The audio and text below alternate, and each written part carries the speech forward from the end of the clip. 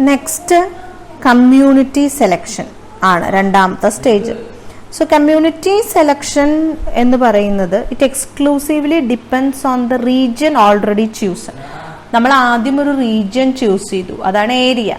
ആ റീജിയണിന് അനുസരിച്ചിട്ട് നമ്മൾ ഒരു പെക്യൂലിയർ സ്ഥലം സെലക്ട്, ഇപ്പൊ കേരളം എന്നുള്ളൊരു സ്റ്റേറ്റിൽ തൃശ്ശൂർ എന്നുള്ള ഡിസ്ട്രിക്ട് സെലക്ട് ചെയ്യലാണ് ഈ കമ്മ്യൂണിറ്റി സെലക്ഷൻ. അപ്പൊ അതില് നമ്മൾ പറയുന്ന കാര്യങ്ങൾ എന്നു പറഞ്ഞാൽ കമ്മ്യൂണിറ്റി സെലക്ട് ചെയ്യുമ്പോൾ വരുന്ന ഫാക്ടേഴ്സ് എന്ന് പറഞ്ഞാൽ managerial preference, community facilities, community attitudes, community government and taxation, financial inducements, profile of the present industry. അപ്പോൾ കമ്മ്യൂണിറ്റി സെലക്ഷന് ആവശ്യമായിട്ടുള്ള ഫാക്ടേഴ്സുകളാണ് വരുന്നത്. മാനേജറിയൽ പ്രിഫറൻസ് തന്നെയാണ്.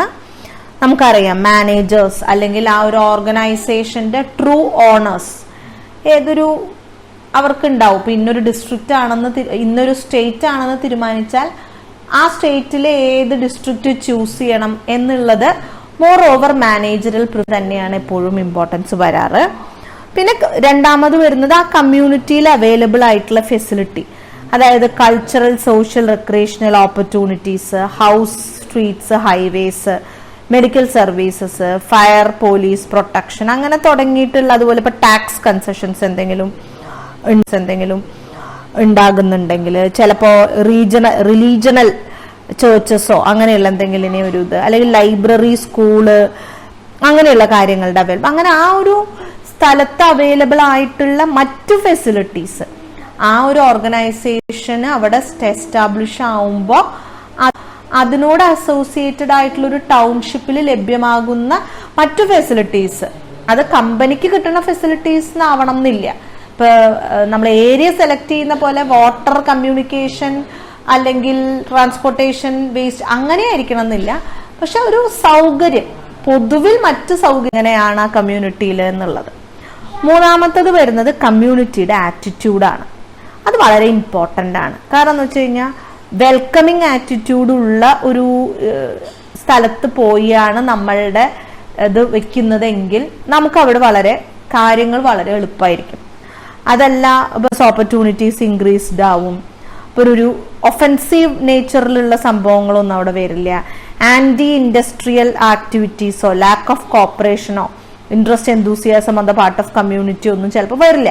അങ്ങനെ വന്നാൽ പബ്ലിക് റിലേഷൻസ് വളരെ ബുദ്ധിമുട്ടാവും. ആ ഫേം ലൊക്കേറ്റ് ചെയ്തിരിക്കുന്നതും അവിടുത്തെ ലോക്കൽ ഗവൺമെന്റ്, അവിടുത്തെ ഓഫീസേഴ്സ്, അവിടുത്തെ ലേബർ വകുപ്പുകള്, ജനറൽ പബ്ലിക്, ഇവരൊക്കെ ആയിട്ടുള്ള ഒരു റിലേഷൻ നമുക്ക് ബുദ്ധിമുട്ടാവും.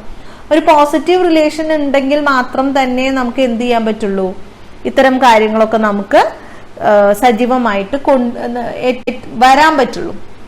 അപ്പൊ ആ കമ്മ്യൂണിറ്റിയുടെ ആറ്റിറ്റ്യൂഡ് ഇൻ ജനറൽ ആണ്. ഇനി ഒരു കാര്യം ഇനി പറയുന്നതാണ് കമ്മ്യൂണിറ്റി ഗവൺമെന്റ് ആൻഡ് ടാക്സേഷൻ.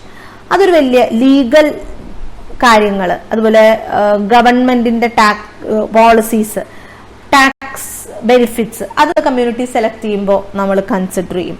ഇപ്പോൾ എന്താ പറയാ, pollution control board, building permission, പ്ലാനിങ്ങിന്റെ പെർമിഷന്, ടാക്സ് റേറ്റ്സ്, അങ്ങനെ കുറെ ലോക്കൽ ടാക്സസ് ഉണ്ടാവും ലോക്കൽ സർവീസ് ഇംപ്രൂവ് ചെയ്യണമെങ്കിൽ.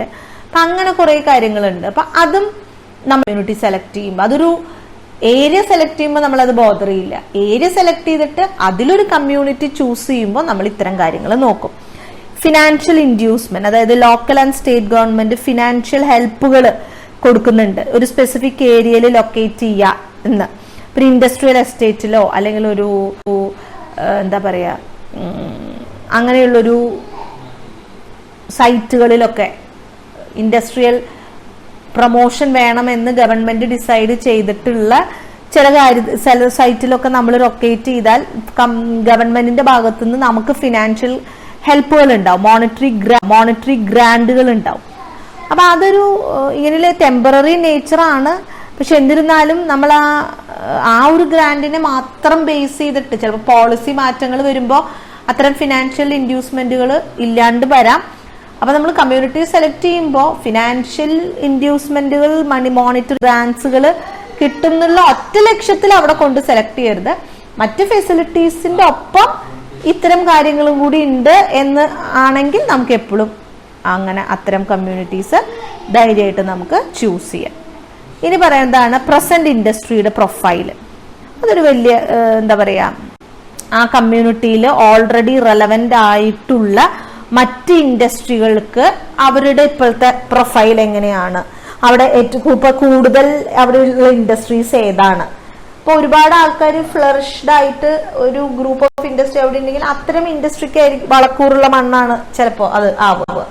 അപ്പൊ അത് നമ്മൾ എപ്പോഴും ഡിസൈഡ് ചെയ്യണം. പ്രസന്റ് ഇൻഡസ്ട്രിയുടെ profile of the present industry. ഇത്രയും കാര്യങ്ങളാണ് നമ്മളൊരു കമ്മ്യൂണിറ്റി സെലക്ട് ചെയ്യുമ്പോൾ നമ്മൾ ശ്രദ്ധിക്കേണ്ടത്. ദാറ്റ് ഈസ് മാനേജറൽ പ്രിഫറൻസ് എന്താണ്, അത് എപ്പോഴും ഒരു മുൻതൂക്കം വരും. റീജിയൻസ് നമ്മളൊരു ഏരിയ സെലക്ട് ചെയ്യുമ്പോൾ മറ്റു പല ഘടകങ്ങൾ വരുമെങ്കിലും ഈ ഒരു കാര്യത്തിന് അങ്ങനെ ആയിരിക്കില്ല. ഇങ്ങനെ ഈ ഒരു കാര്യത്തിന് അതായിരിക്കില്ല. എപ്പോഴും ഒരു ഏരിയ സെലക്ട് ചെയ്താൽ ആ ഏരിയയിൽ ഏത് കമ്മ്യൂണിറ്റി എന്നുള്ളത് മാനേജറിയൽ പ്രിഫറൻസും ആ കമ്മ്യൂണിറ്റിയിൽ ലഭ്യമാകുന്ന മറ്റു ഫെസിലിറ്റീസും നേരിട്ടിട്ട് ഓർഗനൈസേഷന്റെ വളർച്ചയ്ക്ക് ലഭ്യമാകുന്ന ഫെസിലിറ്റീസ് അല്ല, അതർ എക്സ്ട്രാ ഫെസിലിറ്റീസ് അവൈലബിൾ. പിന്നെ പൊതുവിൽ കമ്മ്യൂണിറ്റിയുടെ ആറ്റിറ്റ്യൂഡ്, പിന്നെ ആ government and taxation policies, financial സഹായങ്ങൾ എന്തെങ്കിലും ഉണ്ടെങ്കിൽ അങ്ങനെ അവിടെ നിലനിൽക്കുന്ന ഓൾറെഡി ഉള്ള കമ്പനിയുടെ പ്രൊഫൈലോ അല്ലെങ്കിൽ നമ്മൾ ഏത് ഇൻഡസ്ട്രിയിലാണ്, ഇപ്പൊ ഫാസ്റ്റ് മൂവിങ് കൺസ്യൂമർ ഗുഡ്സ് ഇൻഡസ്ട്രിയിലാണ് നമ്മുടെ കമ്പനി എങ്കിൽ അത്തരം ഇൻഡസ്ട്രിയിൽ അങ്ങനെ ഒരു സ്ഥലത്തുണ്ടാകിയാൽ നിലവിലുള്ള കമ്പനീസിന്റെ പ്രൊഫൈല്, അല്ലെങ്കിൽ ഇപ്പോൾ നമ്മൾ ആസ് എൻ ഇൻഡസ്ട്രി നമ്മുടെ കറന്റ് നമ്മുടെ ഒരു ആസ് എൻ ഓർഗനൈസേഷൻ നമ്മുടെ ഒരു പ്രസന്റ് പ്രൊഫൈല്, അങ്ങനെ കുറെ കമ്മ്യൂണിറ്റി സെലക്ട് ചെയ്യുമ്പോൾ വരും.